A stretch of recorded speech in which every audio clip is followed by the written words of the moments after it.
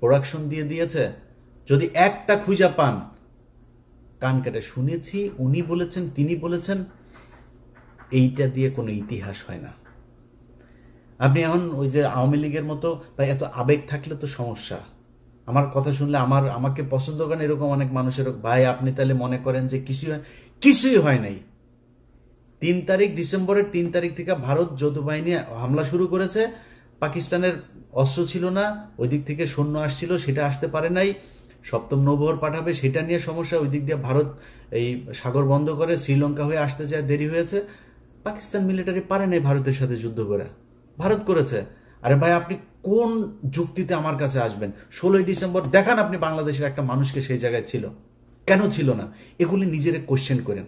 আমি আমার নিজের কথা বলি, আমি ছোটবেলা থেকে মুক্তিযুদ্ধ মানে ওরে বলছি যে সিনেমা টিনেমা দেখতাম, বাংলা সিনেমা দেখতাম না, বাংলা সিনেমায় দেখা বাবারে নিজের সন্তানকে কাঁথার ভেতর থেকে বের করে মুক্তিযোদ্ধাকে ঘরের ভেতরে জায়গা দিল, দিয়া তারপরে মুক্তিযোদ্ধারে বাঁচাইলো, বিশাল এক নাটকীয় এক দৃশ্য অবতারণা করলো, করে মুভি একটা বানায় ফেলে।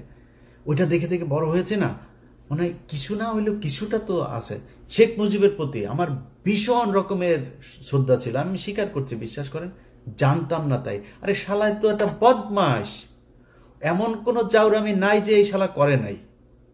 এই যে নারায়ণগঞ্জে চশমা ফেলে রেখে আসা বেশ্যাখানায়, মিথ্যা কথা না। ওর দলের এই যে শামসুল হক, ওর দলের এই লোকটারে জেলখানায় রেখে ওর বউরে সারা জীবন আকাম কুকাম করেছে। ওর বউ এই যে নিউ ইয়র্কে, এই যে আমেরিকায় এখন সম্ভবত নিউ জার্সিতে থাকেন। এই শালা, এই যে পাপনের মা, এই পাপনের মারে এই যে রাষ্ট্রপতি ছিল জিল্লুর রহমান, এই শালায় তো ওরে কিছু করতে পারতো না। এই শালা শেখ মুজিব ওর এই আইবি রহমানরে আকাম কুকাম করতো। এটা নিয়ে শেখ মুজিব এই শেখ হাসিনার পরিবারে বিশাল গ্যাঞ্জাম হইতো। সুন্দরী ছিল তো, শেখ মুজিব এটারে করতো। পাকশাল ভাই, একটা মানুষের কোনো দল হবে না, খালি আমার দল একা। 30,000 মানুষের আপনি জাসদের মারলেন, আপনি দুর্ভিক্ষ করলেন, এত মানুষ মারা গেল, আপনি কোন দিক থেকে তার পক্ষে কথা বলবেন বলেন? তারপর ওই যে 7ই মার্চের ভাষণ শুনলে আমার নিজের লোম দাঁড়ায় যেত ভাই ছোটবেলায়। আস্তে আস্তে বিশেষ করে কয়েকটা বই পড়ার পরে ভাই আস্তে আস্তে বুঝলাম ঘটনা তো আসলে অন্য কিছু। আপনি বিএনপির লোকের বই পড়ার দরকার নাই, জিয়াউর রহমানের লেখা বই, তারেক রহমানের লেখা বই পড়ার দরকার নাই। আপনি মেজর জলিলের বইগুলো খালি পড়েন, ছোট ছোট চটি বই, অরক্ষিত স্বাধীনতায় পরাধীনতা সহ 3-4টা বই আপনারা পড়বেন, পিডিএফ আছে মেজর জলিলের, খুব ছোট ছোট বই।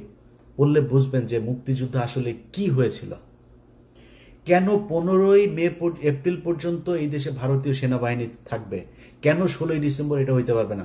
সো এগুলো হচ্ছে আমাদেরকে গেলানো হয়েছে মুজিববাদ প্রতিষ্ঠা করানোর জন্য। আমি আপনার সাথে মানে ফাউল তর্ক করতে চান, আপনাকে আমি কয়েকটা ক্লু ধরাই দিলাম, আপনি খোঁজ নেন। আপনার গ্রামে, আপনার আত্মীয় স্বজন, আপনার প্রতিবেশী, যত চারিদিকে যতটুকু কানেকশন আপনার আছে, খুঁজে বার করেন যে পাকিস্তানের মিলিটারিরা এসে কারোর মাকে আকাম করিয়া গিয়েছেন, আমার একটু জানাবেন প্লিজ। কারোর বাড়িতে এসে পাকিস্তানের বাংলাদেশের মুসলমানকে এসে তারপরে মেরেছে? হ্যাঁ, অনেক হিন্দু মেরেছে, এটা সত্যি কথা। কারণ যুদ্ধটা তো ভারত পাকিস্তান, পাকিস্তানি বাহিনী জানতো, পাকিস্তানি সরকার জানতো যে আগরতলাতে গিয়ে শেখ মুজিব কি গ্যাঞ্জাম করে এসছে, কি ষড়যন্ত্র করে এসছে। সেই কারণে তাকে ক্ষমতায় বসতে দেওয়া হয় নাই, যে এর দিলে তো এই তো ইন্ডিয়ার কাছে বিক্রি করে দিবে দেশ, জন্য করা হয় নাই। কিন্তু আমরা যদি স্বাধীনতার কথা বলেন, আলটিমেটলি পাকিস্তানের রাজনীতিবিদরা যে পরিমাণে করাপ্টেড, আমাদের মতোই, এই দেশ এমনি টিকতো না।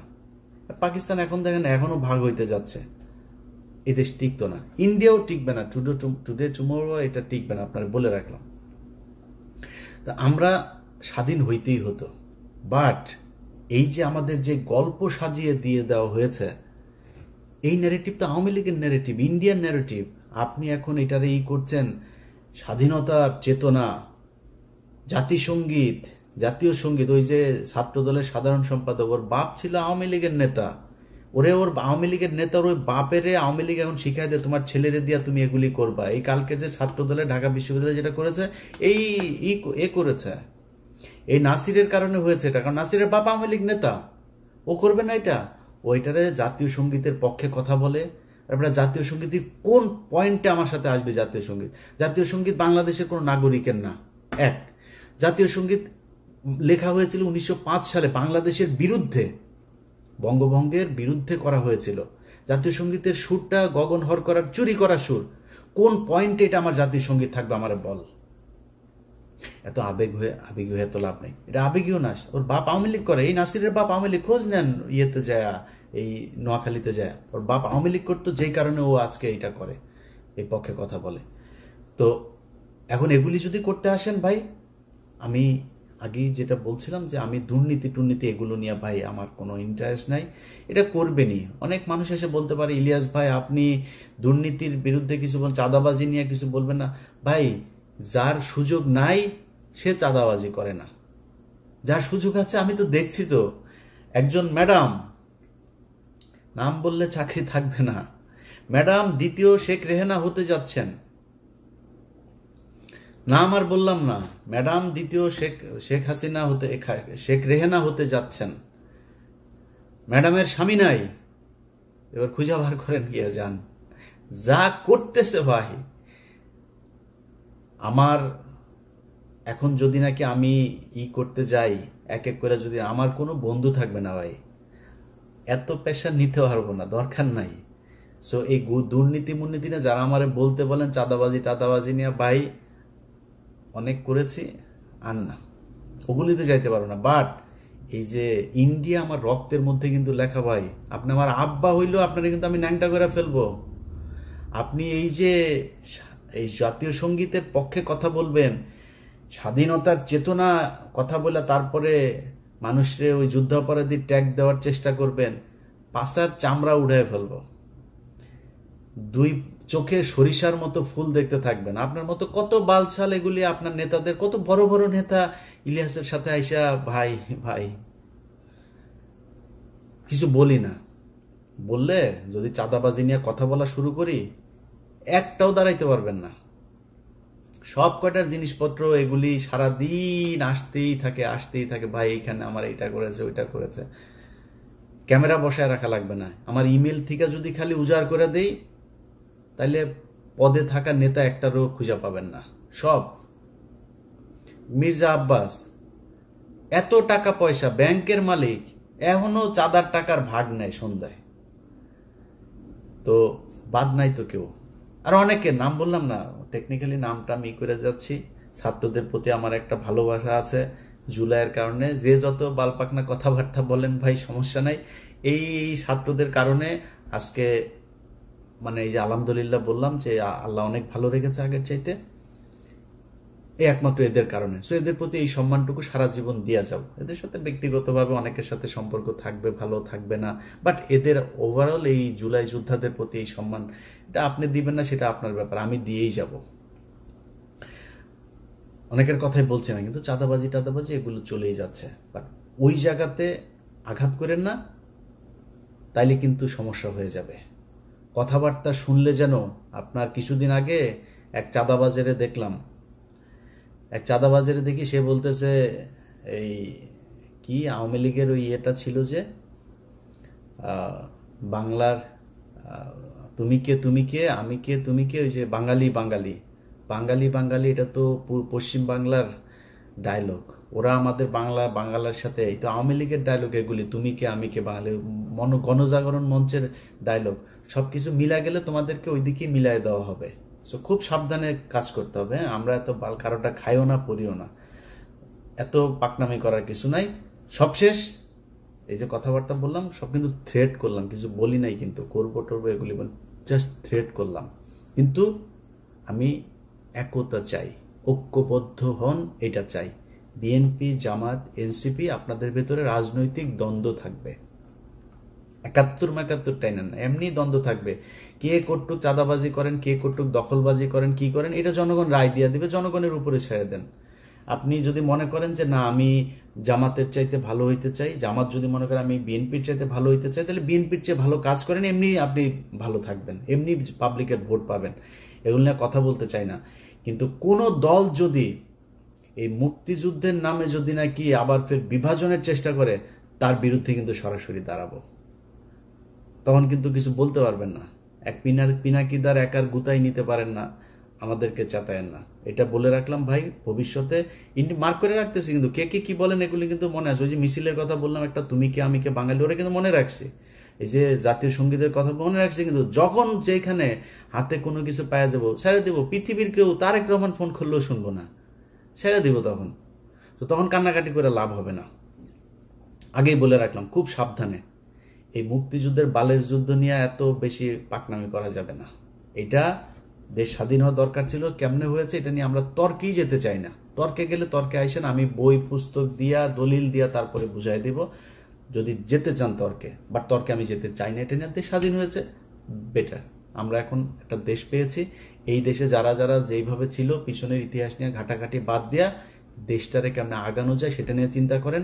রাজনৈতিক দলগুলোর ভেতরে আমি খুব মানে এত বেশি এই যে ডিজিএফআই এবং রয়ের এরা মানে উদ্দেশ্য প্রণোদিতভাবে কিছু এনসিপির উদাহরণ, ওই যে একটা আছে, ওর নামটা কি, এই হুদাই খালি গুতায়, বিএনপির গুতায়, জামাতরে গুতায়।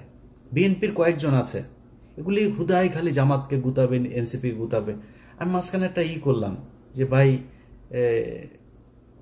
খালেদা জিয়াকে নিয়ে, জিয়াউর রহমানকে নিয়ে আজে বাজে কথাবার্তা। তা আমি এটা নিয়ে একটা পোস্ট করলাম। পোস্ট করার পরে সার্জিস আমারে কল করলো, বললো যে ভাই আমাদের ভিতরে আমরা কি কেউ বলেছে এটা নিয়ে কোনো কথা? আমি বললাম যে এটা নিয়ে যে আলোচনা হচ্ছে, তাহলে কে কে বলেছে এটা?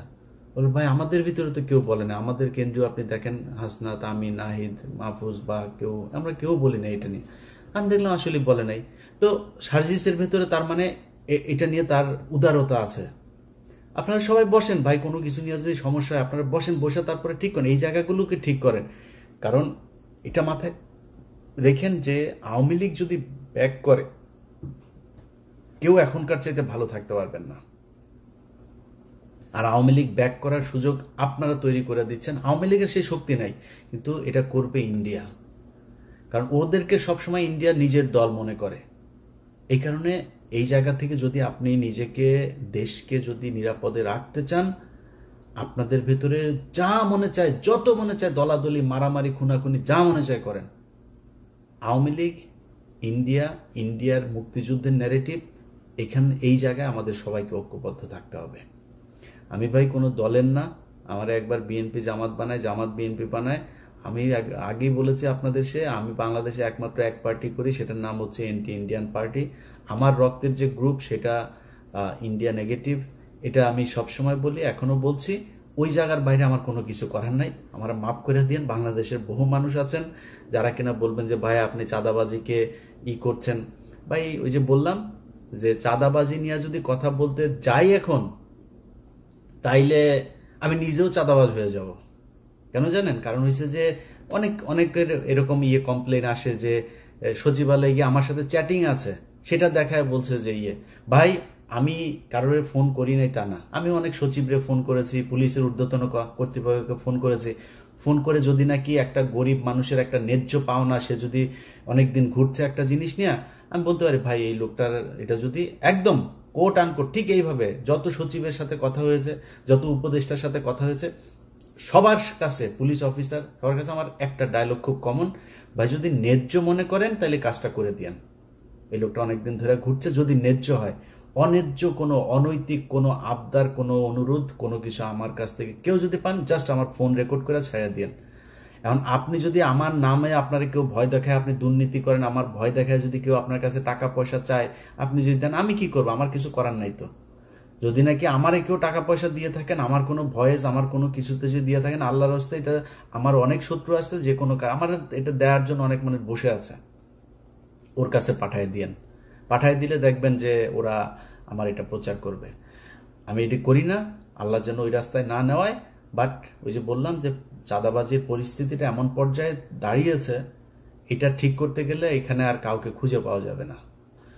তো লম্বা কথা বললাম 1 বছরের মাথায়। আপনাদের সবার কাছে আবারও সবশেষ অনুরোধ থাকবে, ভাই প্লিজ ঐক্যবদ্ধ হন। ঐক্যবদ্ধ যদি না হতে পারেন, তাহলে আমাদের দেশের সামনে অনেক খারাপ পরিস্থিতি বিরাজ করবে। ধরেন যেই ভাইরা বিএনপিতে আছেন, আপনাকে নিয়ে কোনো খারাপ কোনো কিছু যদি নাকি মানুষ সমালোচনা করে, ভাই আমার চাইতে আমি তো এখনো বহুত গালি শুনি, বহুত সমালোচনা সহ্য করি। আমারে প্রচন্ড ভালোবাসে এরকম মানুষের সংখ্যা যেমন আছে, আমাকে ঘৃণা করে এরকম মানুষের সংখ্যাও আছে। এই যে এই পরিস্থিতির ভেতরে আমি, যারা আমার সমালোচনা করে, আমি তাদের সমালোচনা অনেক কিছু, আসলে কি আমার এটা ঠিক হয় নাই, আমি নিজে ভুল করি। আমার ফেসবুকে যে পোস্ট দেখেন না, আমার ফেসবুকের পোস্ট কিন্তু ধরেন 50% বা তারও কম আমি করি, 50% আমার অ্যাডমিনরা করে। আপনারা হয়তো অনেকে মনে করেন অনেক পোস্ট বোধহয় আমি মনে হয় পোস্ট করি, এরা করে। ইদানিং আমি সবাই বলে দিয়েছে যে পোস্টের সংখ্যা একটু কমায় করতে। তো এখন এই যে আমার যত ধরনের সমালোচনা টমালোচনা যা যা কিছু আছে, এখান থেকে অনেক কিছু শিখি, আমি অনেক কিছু শিখে তারপরে আমি আমার কাজ করি। আপনার নিয়ে সমালোচনা করলে তার শত্রু মনে করার কারণ নাই। শেখ হাসিনা আজকে এই অধপতনের কারণ একটাই, সে সমালোচনা সহ্যই করে না। যারা তেলবাজি করেছে তাদেরকে কাছের মানুষ মনে করেছে। এটা যদি মনে করেন, পরিণতি শেখ হাসিনার মতোই হবে। অতএব নিজের সমালোচনা করা শেখেন। আত্ম উপলব্ধির মাধ্যমে যদি আপনি নিজেকে তৈরি করেন, আমার মনে হয় সেটা আপনার জন্য, আপনার দলের জন্য, দেশের জন্য, সবার জন্য আমাদের ভালো কিছু হবে। সবাই ভালো থাকবেন। আবারও বিজয় দিবসের শুভেচ্ছা। আওয়ামী মুক্ত একটা নতুন বাংলাদেশ দেখতে চাই। আল্লাহ হাফেজ। 1 বছর পূর্তি হয়েছে। 1 বছরের মধ্যে বাংলাদেশে এই মুহূর্তে কোনো চাঁদাবাজি নাই, কোনো ঘুষ নাই। বাংলাদেশে এই মুহূর্তে কেউ কারোর জমি দখল করে না। এই মুহূর্তে কোনো অস্ত্রবাজি নাই, দেশে কোনো মাদক নাই। এরকম হওয়ারই তো কথা ছিল, তাই না? আসলেই কি তাই আছে? এই দেশের কোন জায়গায় কোন প্রতিষ্ঠানটার পরিবর্তন হয়েছে আমাকে একটু বলেন। সারা দেশের অবস্থা যা ছিল তাই আছে। এর জন্য এতগুলো মানুষ জীবন দেয়নি। তারপরেও বিশ্বাস করি যে হয়তো একটা ভালো কিছু হবে, নির্বাচন হবে, নির্বাচনের পর একটা সরকার আসবে, সেই সরকার এই দেশের মানুষের জন্য কিছু করবে। আমি ডক্টর ইউনূসের যে সরকার, এই ইউনূসের সরকারকে আমি একটা ব্যর্থ সরকার বলবো। তিনি কিছু চাঁদাবাজ নিয়ে তারপরে তার আশপাশে তিনি একটা রাষ্ট্র চালাচ্ছেন। ব্যক্তিগতভাবে তার টাদাবাজির ব্যাপারে কিছু জানি না, কিন্তু একটা করাপ্টেড একটা গভর্নমেন্ট তিনি পরিচালনা করছেন। বাট ইউনূসকে আমাদের দরকার ছিল। এখনো পর্যন্ত ভারতীয় যে আগ্রাসন, এই গত কয়েকদিন আগে যুক্তরাষ্ট্রের সাথে যে কূটনৈতিক দর কষাকষি, এগুলোর জন্যই মূলত তাকে আমাদের খুব দরকার ছিল। তিনি ছিলেন, আছেন, আমার কোনো সমস্যা, সামনেও তাকে একটা ভালো জায়গায় রাখা হোক।